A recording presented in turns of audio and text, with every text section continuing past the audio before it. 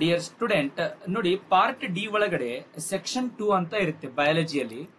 Biology question paper already pattern ಅಂತೂ ನಿಮ್ಗೆ ಗೊತ್ತೇ ಇದೆ. ಓಕೆ, ಸೆಕ್ಷನ್ 2 ಒಳಗಡೆ ಇರುವಂತ ಕ್ವಶನ್ಸ್ ಗಳಿಗೆ ನಾವು ಯಾವ ಕ್ವಶನ್ಸ್ ಅಂತ ಕರಿತೀವಿ ಗೊತ್ತಾ? ಹಾಟ್ಸ್ ಕ್ವಶನ್ಸ್ ಅಂತ ಕರಿತೀವಿ.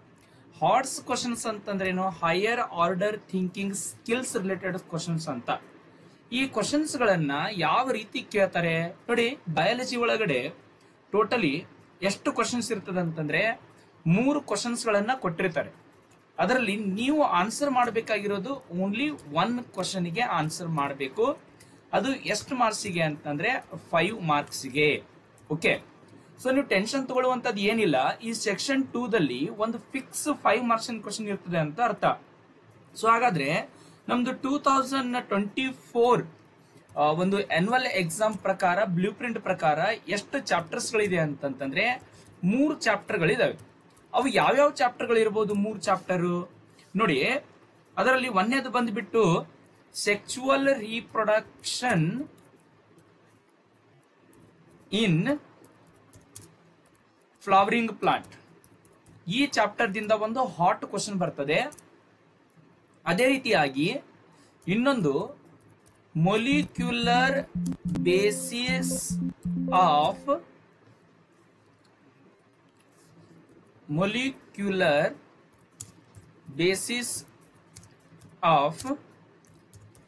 Inheritance.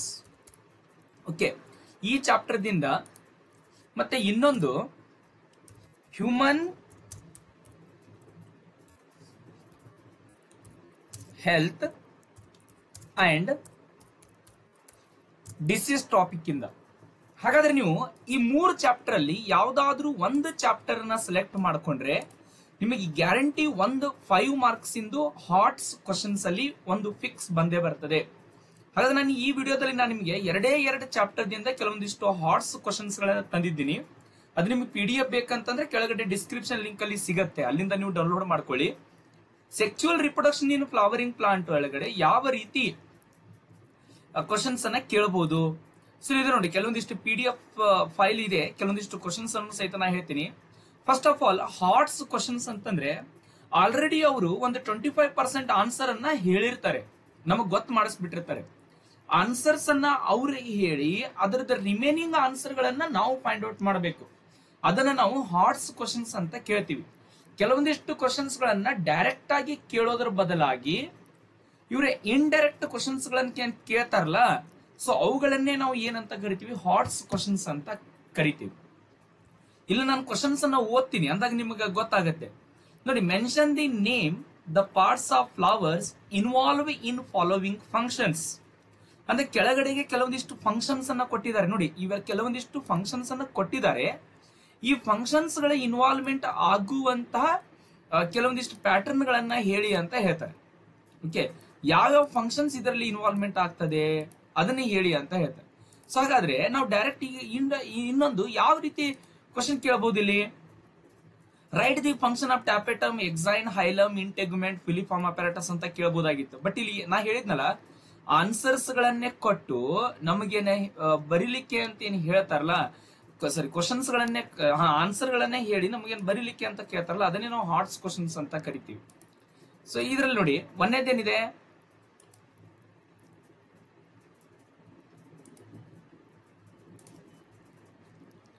Mention the name, the parts of flowers involved in the following function. Nourishes developing pollen grains. Layer withstand high temperature and alkali acids. Junction between ovule and funicle. Envelope which protect an ovule, guiding the pollen tube into synergid. ಹಾಗಾದ್ರೆ ಇವುಗಳನ್ನ ಕೆಲಸ ಮಾಡುವಂತಾರೆ ಯಾವುದು? ಟ್ಯಾಪೆಟಮ್, exine, ಹೀಲಮ್, integument, ಫಿಲಿಫಾರ್ಮ್. Very easy ಆಗಿರುವಂತ question ಇದು, HOTS question. But ಏನು ಒಂಚೂರು ಸ್ವಲ್ಪ confuse ಮಾಡಿಸಿರ್ತಾರೆ ಅಷ್ಟೇ. ಸೊ ಇನ್ನೊಂದು ನೋಡಿ, the large central cell as mentioned earlier has 2 polar nuclei. Thus, a typical angiosperm embryo sac at maturity, though 8 nucleate is celled. Explain the context briefly. ಇದು 8 nucleate 7 celled cell ಆಗ್ಬೇಕಾಗಿತ್ತು. So ಅದನ್ನ ನೀವು correct ಆಗಿ explain ಮಾಡಿ ಅಂತ ಹೇಳ್ತಾರೆ. So ಹಾಗಾದ್ರೆ ಇದ್ರದ್ದು ಏನು, ಇದನ್ನ ಡೈರೆಕ್ಟ್ಲಿ ಏನ್ ಕೇಳಿದಾರೆ ಗೊತ್ತಾ, 8 ನ್ಯೂಕ್ಲಿಯರ್ ಟು 7 ಸೆಲ್ಡ್ ಸ್ಟೇಜ್ ಇರುವಂತ ಒಂದು ಫೀಮೇಲ್ ಗ್ಯಾಮೆಟೋಫೈಟ್ ಅನ್ನ ಎಕ್ಸ್ಪ್ಲೇನ್ ಮಾಡಿ ಅಂತ ಕೇಳೋದ್ರ ಬದಲಿಗೆ ಈ ರೀತಿಯಾಗಿ ಕೇಳಿದ್ದಾರೆ. ಸೊ ಹಾಗಾದ್ರೆ ಆಲ್ರೆಡಿ ನಿಮ್ಗೆ ಗೊತ್ತು ಅಲ್ಲಿ ಏನಾಗುತ್ತೆ, the nucleus of functional megaspore divides mitotically to form 2 nuclei. First ಗೆ 2 ನ್ಯೂಕ್ಲಿಯರ್ ಫಾರ್ಮೇಶನ್ ಆಗುತ್ತೆ, ಮತ್ತೆ ಆಮೇಲೆ 4 ನ್ಯೂಕ್ಲಿಯೈ ಆಗುತ್ತೆ, ನೆಕ್ಸ್ಟ್ ಮತ್ತೆ 8 ನ್ಯೂಕ್ಲಿಯೈ ಆಗುತ್ತೆ. 8 ನ್ಯೂಕ್ಲಿಯೈ ಆದ ನಂತರ ಮತ್ತೆ ಫರ್ದರ್ ಮೈಟಾಸಿಸ್ ಸೆಲ್ ಡಿವಿಷನ್ ಆಗಲ್ಲ, ಅದು ನಿಂತು ಬಿಡ್ತದೆ. ಅವಾಗ ಏನಾಗುತ್ತೆ ಅಂತ ಹೇಳಿ ಒಂದೊಂದು ನ್ಯೂಕ್ಲಿಯಸ್ ಸುತ್ತಲೂ ಸೆಲ್ ವಾಲ್ ಫಾರ್ಮೇಶನ್ ಆಗ್ಲಿಕ್ಕೆ ಸ್ಟಾರ್ಟ್ ಮಾಡುತ್ತೆ. 3 ನ್ಯೂಕ್ಲಿಯಸ್ ಒಂದ್ ಕಡೆಗೆ ಹೋಗಿ ಆಂಟಿಪೋಡಾಲ್ಸ್ ಆಗುತ್ತೆ, ಅದು ಯಾವ ಎಂಡ್ ಕಡೆಗೆ, ಚಲಾಜೈ ಎಂಡ್ ಕಡೆಗೆ. ಮತ್ತೆ ರಿಮೈನಿಂಗ್ 3 ನ್ಯೂಕ್ಲಿಯೈ ಏನ್ ಮಾಡ್ತದೆ ಹೇಳಿ ಸೆಲ್ ವಾಲ್ ಫಾರ್ಮೇಶನ್ ಮಾಡಿ ಅದು ಏನಾಗುತ್ತೆ ಹೇಳಿ ಎಗ್ ಅಪೆರೇಟಸ್ ಆಗ್ತದೆ. ಈ ಎಗ್ ಅಪೆರೇಟಸ್ ಅಲ್ಲಿ ಏನಿರುತ್ತೆ, 2 ಸೈನರ್ಜಿಡ್ಸ್ ಇರುತ್ತೆ, 1 ಎಗ್ ಇರುತ್ತೆ. Below the filiform apparatus formed to guide below the filiform, ಅಂದ್ರೆ ಅದ್ರ ಕೆಳಗಡೆ ಸೈನರ್ಜಿಡ್ಸ್ ಕೆಳಗಡೆ ಫಿಲಿಫಾರ್ಮ್ ಅಪೆರೇಟಸ್ ಫಾರ್ಮ್ ಆಗಿರ್ತದೆ, ಅದು ಪೋಲನ್ ಟ್ಯೂಬ್ ಎಂಟ್ರಿ ಆಗ್ಲಿಕ್ಕೆ ಹೆಲ್ಪ್ ಮಾಡ್ತದೆ. The remaining 2 nuclei called polar nuclei are situated centrally the large central cell. ಅಂದ್ರೆ ಮಿಡಲ್ ಅಲ್ಲಿ ಇರುವಂತದ್ದು ಯಾವ್ದಪ್ಪ ಅಂತಂದ್ರೆ ಲಾರ್ಜ್ ಸೆಂಟ್ರಲ್ ಸೆಲ್. ಸೊ ಈ ರೀತಿಯಾಗಿ ನಮಗ ಆನ್ಸರ್ಸ್ ಅನ್ನ ಹೇಳ್ಬಿಟ್ಟು ಅವರೇ ಕೆಲವೊಂದಿಷ್ಟು ಆನ್ಸರ್ಸ್ ಅನ್ನ ಹೇಳಿ ಅದರದ ರಿಮೈನಿಂಗ್ ನೀವು ಆನ್ಸರ್ ನ ಬರೀರಿ ಅಂತ ಹೇಳ್ತಾರಲ್ಲ, ಅದನ್ನೇ ನಾವು ಹಾಟ್ಸ್ ಕ್ವಶನ್ಸ್ ಅಂತ ಹೇಳ್ಬೋದು.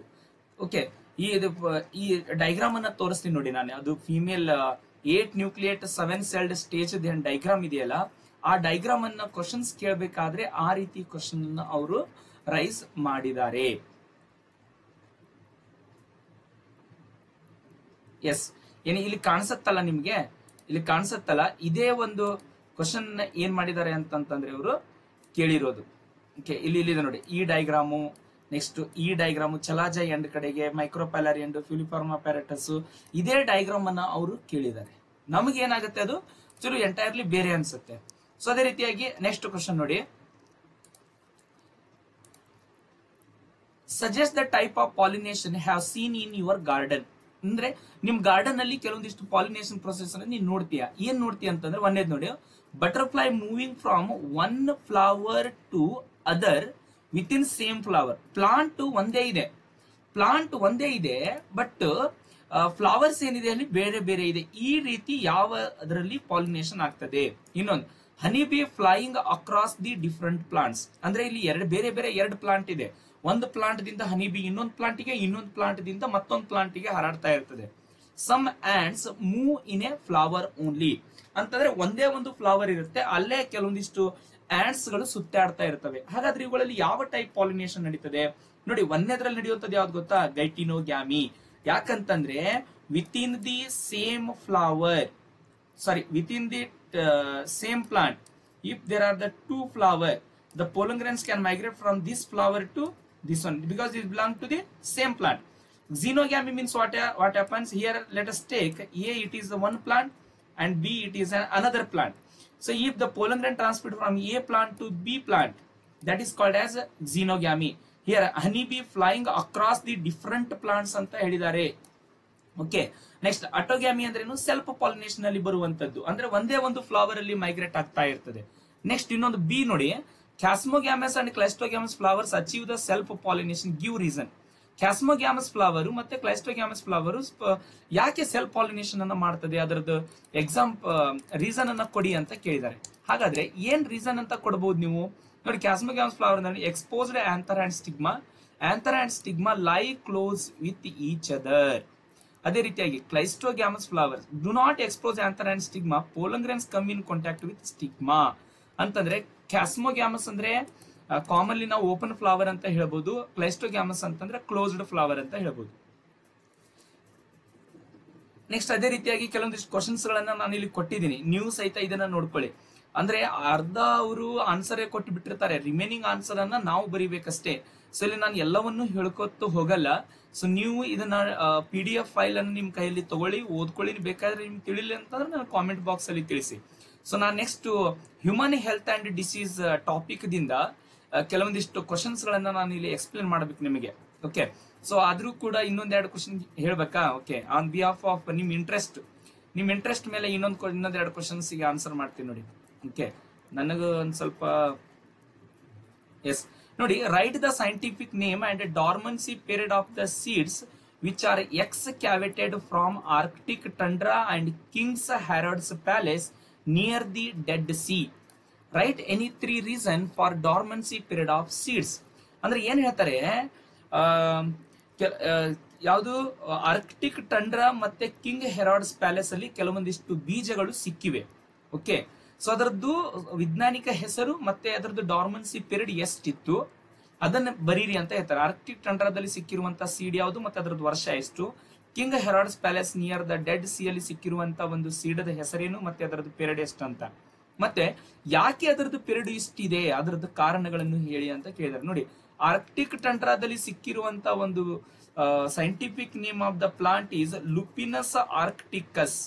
ಅದರ ಎಕ್ಸ್ಕ್ಯಾವೇಟೆಡ್ ಪೀರಿಯಡ್ ಎಷ್ಟು ಗೊತ್ತಾ, 10,000 years of the dormancy.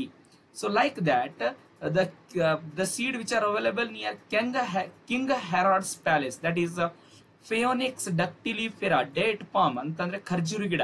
So ಇದರದ period ಎಷ್ಟು ಗೊತ್ತಾ, 2000 years. ಅಂದ್ರೆ what are the reasons for the dormancy? ಈ 10 ವರ್ಷಗಳ ಕಾಲ 2000 ವರ್ಷಗಳ ಕಾಲ ಸೀಡ್ ಆಸ್ ಇಟ್ ಈಸ್ ಆಗಿ ಉಳಿಬೇಕಾದ್ರೆ ಅದರ ಕಾರಣ ಏನಿರಬಹುದು ನೋಡಿ.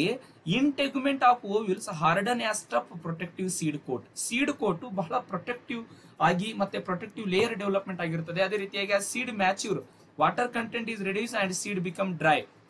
Metabolic activity of embryo slows down. ಅಂದ್ರೆ ಅದರಲ್ಲಿ ಯಾವುದೇ ರೀತಿ ಮೆಟಾಬಾಲಿಕ್ ಆಕ್ಟಿವಿಟಿ ಇರಂಗಿಲ್ಲ. ಸೊ ಹಾಗಾಗಿ ಸೀಡ್ಸ್ ಗಳು ಅಷ್ಟು ದಿನದವರೆಗೂ ಏನಾಗಬಹುದು ಅಂತಂದ್ರೆ ಕರೆಕ್ಟ್ ಆಗಿ ಉಳಿಬಹುದು ಅಂತ. ಅದೇ ರೀತಿ human health and disease topic ದಿಂದ ಕೆಲವೊಂದಿಷ್ಟು ಹಾಟ್ಸ್ ಕ್ವಶನ್ಸ್ ಗಳನ್ನ ತಂದಿದ್ದೀನಿ ನೋಡಿ. ಅಂದ್ರೆ ಡೈರೆಕ್ಟ್ ಆಗಿ ಕ್ವಶನ್ ಕೇಳೋದ್ರ ಬಗ್ಗೆ ಇಲ್ಲಿ ನೋಡಿ, ಇದು ಕ್ವಶನ್ ಏನಿದೆ ಗೊತ್ತಾ, ಯಾವ ಡಿಸೀಸ್ ಬಗ್ಗೆ ಇದೆ, ಒಂದು ಟೈಫಾಯ್ಡ್ ಡಿಸೀಸ್ ಬಗ್ಗೆ ಇದೆ, ಟೈಫಾಯ್ಡ್ ಅಂಡ್ ಮಲೇರಿಯಾ. ಓಕೆ, ಇದು ಡೈರೆಕ್ಟ್ ಆಗಿ ಏನ್ ಕೇಳಬಹುದಾಗಿತ್ತು ಗೊತ್ತಾ, right the symptoms and positive factors of typhoid ಅಂತ ಕೇಳಬಹುದಾಗಿತ್ತು. ಬಟ್ ಅದನ್ನ ಆ ರೀತಿ ಕೇಳಿಲ್ಲ. ಇವ್ರು ಯಾವ ರೀತಿ ಟ್ವಿಸ್ಟ್ ಮಾಡಿದಾರೆ ನೋಡಿ, A pathogens can enter our body by various means, multiply and interfere with normal vital activities resulting in morphological and functional damage. ಅಂದ್ರೆ ಯಾವುದೇ ಒಂದು ಪ್ಯಾಥೋಜನ್ ನಮ್ಮ ದೇಹದೊಳಗಡೆ ಹೋದಾಗ ನಮ್ಮ ದೇಹದಲ್ಲಿ ಮಲ್ಟಿಪ್ಲೈ ಆಗ್ತದೆ, ರಿಪ್ರೊಡಕ್ಷನ್ ಪ್ರೊಸೆಸ್ ಮಾಡ್ತದೆ, ತನ್ನ ಒಂದು ಪಾಪ್ಯುಲೇಷನ್ ಅನ್ನು ಜಾಸ್ತಿ ಮಾಡ್ಕೊಳ್ತದೆ. ಮತ್ತೆ ಅದರಿಂದ ಏನಾಗುತ್ತಂದ್ರೆ ಮಾರ್ಫಾಲಜಿಕಲ್ ಅಂಡ್ ಫಂಕ್ಷನಲ್ ಡ್ಯಾಮೇಜ್, ನಮ್ಮ ಒಂದು ಬಾಹ್ಯ ಲಕ್ಷಣಗಳು ಮತ್ತೆ ನಮ್ಮ ದೇಹದಲ್ಲಿ ಶರೀರದಲ್ಲಿ ಕೆಲವೊಂದಿಷ್ಟು ಬದಲಾವಣೆಗಳಾಗ್ತದೆ ಅಂತ ಹೇಳ್ತಾರೆ. ಈ ಬದಲಾವಣೆಗಳ ಕುರಿತು ನೀವು ಈ ಟೈಫಾಯ್ಡ್ ಡಿಸೀಸ್ ಬಗ್ಗೆ ಅಂದ್ರೆ ಬರೀರಿ ಅಂತ ಹೇಳ್ತಾರೆ. ಅಂದ್ರೆ ಫಸ್ಟ್ ಏನ್ ಬರಿಬೇಕು ನಾವು, the pathogen can enter our body by various means. ಅಂದ್ರೆ ಪ್ಯಾಥೋಜನ್ ನಮ್ಮಲ್ಲಿ ಯಾವ ಮುಖಾಂತರ ಹರಡುತ್ತದೆ ಮತ್ತೆ ಯಾವ ಆರ್ಗ್ಯಾನಿಸಮ್ ಇಂದ ನಮಗ ಅದು ಬರ್ತದೆ ಮತ್ತೆ ಅದರದ್ದು ಮಾರ್ಫಾಲಜಿಕಲ್ ಮತ್ತೆ ಫಂಕ್ಷನಲ್ ಡ್ಯಾಮೇಜ್ ಏನು ನೋಡಿ. ಫಸ್ಟ್ ಏನ್ ಬರಿಬೇಕು ಗೊತ್ತಾ, ಟೈಫಾಯ್ಡ್ ಅಂತ ಬರೀತಾರೆ, caused by bacterial parasite that is the Salmonella typhi. Okay, next enter through the contaminated food and water. ಇದು ಎದ್ರ ಮುಖಾಂತರ ಎಂಟ್ರಿ ಕೊಡ್ತದೆ, ವಾಟರ್ ಮತ್ತೆ ಫುಡ್ ಮುಖಾಂತರ. ಅವ್ರು ಏನ್ ಹೇಳಿದಾರೆ ಗೊತ್ತಾ, ನೋಡಿ, pathogen can enter our body by various means, ಅಂದ್ರೆ ನಮ್ಮ ದೇಹದಲ್ಲಿ ಯಾವ ರೀತಿ ಹೋಗ್ತದೆ, ಫುಡ್ ಮತ್ತೆ ವಾಟರ್ ಮುಖಾಂತರ. ಮತ್ತೆ ಇನ್ನೊಂದು multiply interfere with vital activities resulting in morphological and functional damage. ಇಲ್ಲಿ ಮಾರ್ಫಾಲಜಿಕಲ್ ಅಂಡ್ ಫಂಕ್ಷನಲ್ ಡ್ಯಾಮೇಜ್ ಅಂತ ನಮ್ಮ ದೇಹದ ಯಾವ ಶರೀರದಲ್ಲಿ ಹೋಗಿದೆ. Enter the small intestine and migrate to the other organs to the blood. ಇದು ಸ್ಮಾಲ್ ಇಂಟೆಸ್ಟೈನ್ ಗೆ ಎಂಟ್ರಿ ಕೊಡ್ತದೆ ಟೈಫಾಯ್ಡ್. ಹಾಗಾದ್ರೆ ಮಾರ್ಫಾಲಜಿಕಲ್ ಅಂಡ್ ಫಂಕ್ಷನಲ್ ಡ್ಯಾಮೇಜಸ್ ಅಂದ್ರೆ ಏನು ಗೊತ್ತಾ, ಡೈರೆಕ್ಟ್ಲಿ ಸಿಂಪ್ಟಮ್ಸ್ ಕೇಳೋದ್ರ ಬದಲಿಗೆ ಈ ರೀತಿ ಕೇಳಿದ್ದಾರೆ. Sustained high fever 39 degree Celsius to 40 degree Celsius, weakness, stomach pain, constipation, headache, loss of appetite, intestinal perforation and death may occur in severe cases. ಅದೇ ರೀತಿಯಾಗಿ ನೀವು ಮಲೇರಿಯಲ್ ಡಿಸೀಸು, ಅಸ್ಕೇರಿಯಾಸಿಸ್, ಎಲಿಫೆಂಟಿಯಾಸಿಸ್ ಅವುಗಳನ್ನು ಸಹಿತ ನೀವು ಬರೀಬಹುದು. ನೆಕ್ಸ್ಟ್ ಇನ್ನೊಂದು ಯಾವ ರೀತಿ ಟ್ವಿಸ್ಟ್ ಮಾಡಿ ಕ್ವಶನ್ ಕೇಳಿದ್ರೆ ನೋಡಿ, the 5 patients suffering from certain infection and visit primary health centre. Pathologist ಅಂದ್ರೆ ಯಾರು ಗೊತ್ತಾ, ರೋಗವನ್ನ ಪತ್ತೆ ಮಾಡುವಂತ ವ್ಯಕ್ತಿಗೆ ಪ್ಯಾಥೋಲಜಿಸ್ಟ್ ಅಂತ ಹೇಳ್ತೀವಿ. Find out the following organs affected due to pathogen enter and cause certain effect, suggest the name of diseases of the following. ಅಂದ್ರೆ ಇಲ್ಲಿ ಕೆಲವೊಂದಿಷ್ಟು ಪೇಷಂಟ್ಸ್ ಗಳನ್ನು ಕೊಟ್ಟಿದ್ದಾರೆ, ಅವ್ರದ್ದು ಆರ್ಗನ್ ಇಫೆಕ್ಟ್ ಆಗಿದೆ ಅಂತ ಹೇಳ್ತಾರೆ. ನೀವು ಯಾವ ಪೇಷಂಟ್ ಅದು ಯಾವ ಆರ್ಗನ್ ಇಫೆಕ್ಟ್ ಆಗಿದೆ ಅದರ ಮೇಲೆ ಅದರದ್ದು ರೋಗವನ್ನ ಕಂಡುಹಿಡಿಬೇಕು ನೀವು ಇಲ್ಲಿ. ಓಕೆ, ಮೊದಲಿನ ಮಾಡೆಲ್ ಕ್ವಶನ್ ಪೇಪರ್ ಅಲ್ಲಿ ಏನ್ ಕೊಟ್ಟಿದ್ರು ಗೊತ್ತಾ, ಸಿಂಪ್ಟಮ್ಸ್ ಕೊಟ್ಟು ಬಿಟ್ಟು ನಿಮಗೆ ಯಾವ ರೋಗ ಬಂದಿದೆ ಅಂತ ಬರೀರಿ ಅಂತ ಹೇಳ್ತಿದ್ರು. ಬಟ್ ಇಲ್ಲಿ ಏನ್ ಕೊಟ್ಟಿದ್ದಾರೆ ಅಂತಂದ್ರೆ ಆರ್ಗನ್ಸ್ ಗಳು ಡಿಫೆಕ್ಟ್ ಆಗಿದೆ ಅಂತ ಬರೀತಾರೆ. ನೋಡಿ, 1ನೇ ಪೇಷಂಟ್ ಅಲ್ಲಿ ಏನಾಗಿದೆ, ಇಂಟೆಸ್ಟೈನಲ್ ಪರ್ಫೋರೇಷನ್ ಅಂದ್ರೆ ಸಣ್ಣ ಕರಳಿನಲ್ಲಿ ರಂಧ್ರಗಳು ಉಂಟಾಗಿದೆ. ಹಾಗಾದ್ರೆ ಅವನಿಗೆ ಯಾವ ರೋಗ ಬಂದಿದೆ ಅಂತ ಅರ್ಥ. ಅಲ್ವಿಯೋಲಾ ಗೆಟ್ ಫಿಲ್ಡ್ ವಿತ್ ಫ್ಲೂಯಿಡ್ ಅಂದ್ರೆ 2ನೇ ಪೇಷಂಟ್ ಅಲ್ಲಿ ಅಲ್ವಿಯೋಲಾದ ಒಳಗಡೆ ಕೆಲವೊಂದಿಷ್ಟು ಲಿಕ್ವಿಡ್ ತುಂಬಿಕೊಂಡಿದೆ, ಅವನಿಗೆ ಯಾವ ರೋಗ ಬಂದಿದೆ. Infect nose and respiratory passage but not lungs. Nose ಮತ್ತೆ ರೆಸ್ಪಿರೇಟರಿ ಪ್ಯಾಸೇಜ್ ಗೆ ಇಫೆಕ್ಟ್ ಆಗಿದೆ ಬಟ್ ಲಂಗ್ಸ್ ಗೆ ಯಾವುದೇ ರೀತಿ ಇಫೆಕ್ಟ್ ಇಲ್ಲ. Rupture RBC and release toxic substance haemozoin, blockage of intestinal passage, gross deformities, skin, nails and scalp become dry, decrease the number of T lymphocyte. ಈ ಎಲ್ಲಾ conditions ಯಾವ್ಯಾವ್ದ್ರಲ್ಲಿ ಆಗತ್ತಪ್ಪ ಅಂತಂದ್ರೆ typhoid, pneumonia, common cold, malaria, ascariasis, elephantiasis, ringworm, AIDS. Okay, ಇದೆಲ್ಲವೂ ಕೂಡ ಈ particular disease ಬರೋದ್ರಿಂದ ನಾನು ಇಲ್ಲಿ 8 ಕೊಟ್ಟಿದ್ದೀನಿ ಅಂತಂದ್ರೆ ಯಾವ್ದಾದ್ರೂ 5 ಕೇಳಬಹುದು. Next, for diseases such as malaria and filariasis that are transmitted through insect vectors, the most important measure is to control or eliminate the vectors and their breeding places.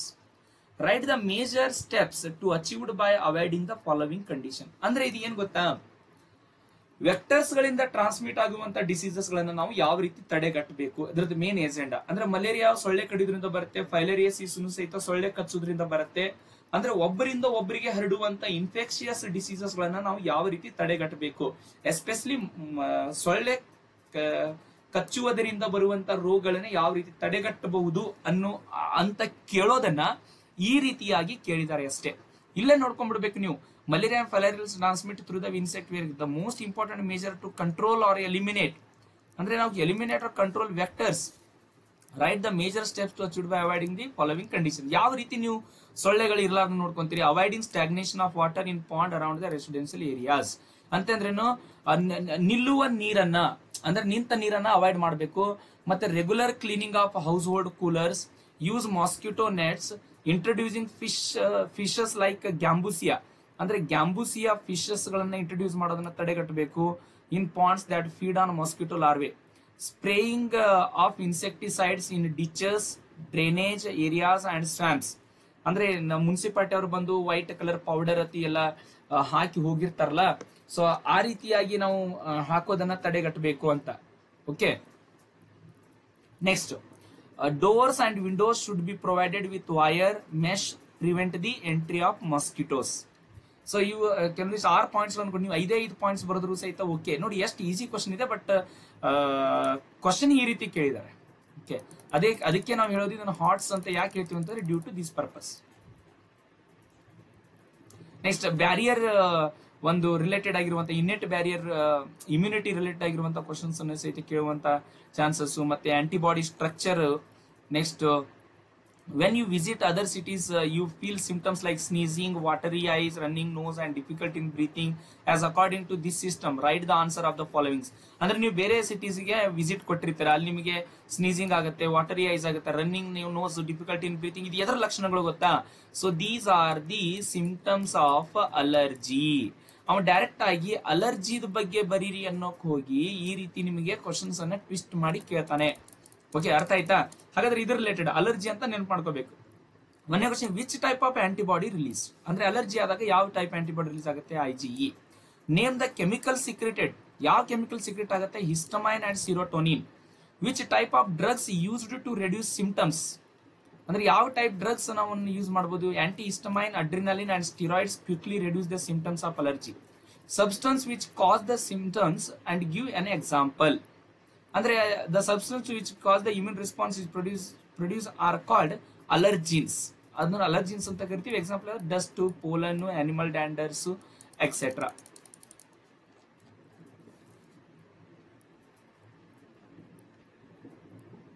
When 2 cancer patient visit a hospital, ಅಂದ್ರೆ ಇಬ್ಬರು cancer patient hospital visit ಕೊಟ್ಟಿದ್ದಾರೆ. Pathologist find out the following properties of cancer cell in their body. Name the type of tumors and detection technique to treat the cancer. ಒಂದನೇ patient ಅಲ್ಲಿ ಏನಾಗುತ್ತೆ ಗೊತ್ತಾ? Cancer cell remain confined to their original location, cause little damage. ಎರಡನೇ patient ಅಲ್ಲಿ cancer cell grow rapidly, invading and damaging the surrounding normal tissues. ಹಾಗಾದ್ರೆ ಇವರಲ್ಲಿ ಯಾವ ಒಂದು ಟ್ಯೂಮರ್ ಬರ್ತದೆ ನೋಡಿ? ಪೇಷಂಟ್ 1 ರಲ್ಲಿ ಯಾವ ಟ್ಯೂಮರ್ ಗೊತ್ತಾ? Benign tumour. ಪೇಷಂಟ್ 2 ಅಲ್ಲಿ ಮ್ಯಾಲಿಗ್ನೆಂಟ್ ಟ್ಯೂಮರ್. ಇದಕ್ಕೆ 2 ಮಾರ್ಕ್ಸ್ ಬಂತು. ನೆಕ್ಸ್ಟ್ ಇನ್ನೊಂದು ಏನ್ ಕೇಳಿದಾರೆ ನೋಡಿ, name the types and detection techniques to treat the cancer. ಈ ಕ್ಯಾನ್ಸರ್ ಅನ್ನು ಟ್ರೀಟ್ ಮಾಡಬೇಕಾದ್ರೆ ಡಿಟೆಕ್ಷನ್ ಯಾವ ರೀತಿ ಮಾಡ್ತಾರೆ ನೋಡಿ? ಒಂದು ಯಾವುದು? ಬಯೋಪ್ಸಿ, ಹಿಸ್ಟೋಪ್ಯಾಥಾಲಜಿಕಲ್ ಸ್ಟಡೀಸ್ ಮುಖಾಂತರ, ರೇಡಿಯೋಗ್ರಫಿ ಮುಖಾಂತರ, ಕಂಪ್ಯೂಟೆಡ್ ಟೋಮೋಗ್ರಫಿ ಮುಖಾಂತರ, ಮತ್ತೆ magnetic resonance imaging MRI scanning ಮುಖಾಂತರ. Next, when drugs are taken for purpose other than medicinal use or in amounts frequency that impairs one's physical, physiological or psychological functions, it constitutes drug abuse. How could you say that person is affected by drug alcohol abuse among the youth? ಇದು ಒಂದು common ಏನ್ ಗೊತ್ತಾ, drug alcohol ಅಬ್ಯೂಸಸ್ಗೆ youth ಯಾವ ರೀತಿ ಅದಕ್ಕೆ addict ಆಗಿದ್ದಾರೆ ಅಂತ ನೀವು ಫೈಂಡ್ ಔಟ್ ಮಾಡ್ತೀರಿ. ಈಗ ಯೂತ್ ಯಾವ್ದೋ ಒಂದು ನಿಮ್ಮ ಮನೆಯಲ್ಲಿ ಒಬ್ಬ ಮಗ ಇದ್ದಾನೆ, ಅವನಿಗೆ ಡ್ರಗ್ ಆಲ್ಕೋಹಾಲ್ ಅನ್ನ ಬಹಳ ಸೇರೆ ಕುಡಿತಾ ಇದ್ದಾನೆ, ಡ್ರಗ್ಸ್ ಅನ್ನು ತಗೊಳ್ತಾ ಇದ್ದಾನೆ ಅಂತ ನೀವು ಯಾವ ರೀತಿ ಅದನ್ನ ಫೈಂಡ್ ಔಟ್ ಮಾಡ್ತೀರಾ ನೋಡಿ. ಅವ್ನ್ ಏನಾಗುತ್ತೆ ಗೊತ್ತಾ, ಒಂದರಲ್ಲಿ ರೆಕ್ಲೆಸ್ ಬಿಹೇವಿಯರ್, ಒಂಥರ ಹುಚ್ಚರ ಮಾಡೋದು, ವಂಡಾಲಿಸಮ್ ಅಂಡ್ ವಯೋಲೆನ್ಸ್ ಒಂದರಲ್ಲಿ ಬರ್ತದೆ, ರೆಸ್ಪಿರೇಟರಿ ಫೇಲ್ಯೂರ್ ಆಗ್ತದೆ, ಮತ್ತೆ ಹಾರ್ಟ್ ಫೇಲ್ಯೂರ್ ಆಗುವಂತ chances, cerebral haemorrhages cause death and coma. ಮತ್ತೆ ಇನ್ನೊಂದು most important among youth, college ಮತ್ತೆ ಸ್ಕೂಲ್ಗಳಲ್ಲಿ ಕಲಿಯುವಂತ ಮಕ್ಕಳಲ್ಲಿ ಈ ರೀತಿ ತೊಂದರೆಗಳಾಗ್ತದೆ. Drop in academic performance, unexplained absence from school or college, lack of interest in personal hygiene, isolation, depression, fatigue, aggressive, rebellious behavior, deteriorating relationship with family and friends, loss of interest in hobbies, change in sleeping and eating habits, fluctuations in weight and appetite. ಇವೆಲ್ಲವೂ ಏನು ಗೊತ್ತಾ, ಅವನು drug ಇಲ್ಲ alcohol ನ ಸೇವನೆ ಮಾಡ್ತಾ ಇದ್ದಾನೆ ಅಂತ ಇಂಡಿಕೇಟ್ ಮಾಡ್ತದೆ. Next, certain sports person due to enhance their performance they use narcotic, analgesic, anabolic steroids, diuretics and certain hormones in sports to increase muscle strength and bulk and to promote aggressiveness and as a result increase the athletic performance. ಇಷ್ಟೆಲ್ಲ ಕೊಟ್ಟಿದ್ದಾರೆ. Okay, ಇದೇನು ಗೊತ್ತಾ ಅಂದ್ರೆ sports persons ಯಾವ ರೀತಿ drug ಅನ್ನ ತಗೊಳ್ತಾರೆ ಅಂತ. Write the side effect of this in female and male sports person.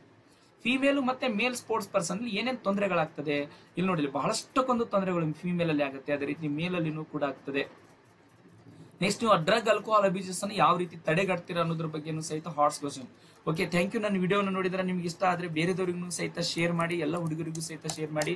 So ಇದು ನಿಮಗೆ ನೀಟ್ CET ಟೈಪ್ ಕ್ವಶನ್ಸ್ ಅಲ್ಲಿನೂ ಸಹಿತ ಯೂಸ್ ಆಗಬಹುದು, ಮತ್ತೆ ನಿಮ್ಮ ಎಕ್ಸಾಮಿಗೂ ಸಹಿತ ಒಳ್ಳೇದಾಗ್ಲಿ.